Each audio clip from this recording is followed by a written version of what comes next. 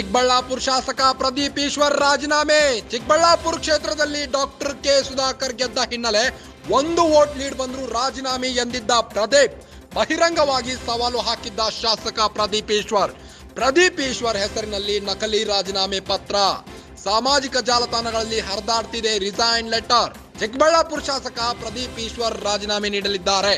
ಈ ಹಿಂದೆ ಚಿಕ್ಕಬಳ್ಳಾಪುರ ಶಾಸಕ ಪ್ರದೀಪ್ ಈಶ್ವರ್ ಅವರು ಡಾಕ್ಟರ್ ಕೆ ಸುಧಾಕರ್ ಚಿಕ್ಕಬಳ್ಳಾಪುರ ಕ್ಷೇತ್ರದಲ್ಲಿ ಗೆದ್ದಿದ್ದೇ ಆದಲ್ಲಿ ನಾನು ರಾಜೀನಾಮೆ ನೀಡ್ತೇನೆ ಎಂದಿದ್ದರು. 1 ವೋಟ್ ಲೀಡ್ ಬಂದರೂ ನಾನು ರಾಜೀನಾಮೆ ನೀಡ್ತೇನೆ ಎಂದಿದ್ರು. ಬಹಿರಂಗವಾಗಿ ಸವಾಲು ಹಾಕಿದ್ದ ಶಾಸಕ ಪ್ರದೀಪ್ ಈಶ್ವರ್ ಹೆಸರಿನಲ್ಲಿ ನಕಲಿ ರಾಜೀನಾಮೆ ಪತ್ರ ಓಡಾಡ್ತಾ ಇದೆ. ಈಗಾಗಲೇ ಸಾಮಾಜಿಕ ಜಾಲತಾಣಗಳಲ್ಲಿ ರಿಸೈನ್ ಲೆಟರ್ ಹರಿದಾಡ್ತಿದೆ.